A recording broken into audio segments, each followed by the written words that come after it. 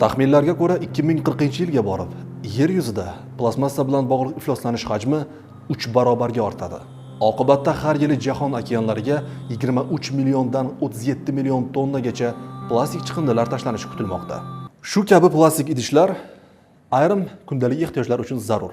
Ulardan butunlay voz kechib bo'lmaydi. Xo'sh, unda yer yuzi chiqindidan ifloslanishda davom etaveradimi? Biror chorasi yo'qmi? Bor. Yapon olimlari dengiz suvida bir necha soat ichida erib ketadigan plastmassani ixtiro qildi. Olimlar u neft asosidagi plastmassa kabi mustahkamligi, zararli emasligi, yonmasligi va karbonat angidrid ajratmasligini aytmoqda. Ushbu ixtiro okeanlarning ifloslanish muammosini hal qilishda yordam berishi mumkin.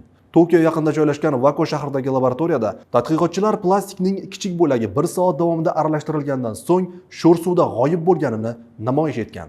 Keyinchalik bu tarkibiy qismlar tabiiy bakteriyalar tomonidan qayta ishlanishi mumkin.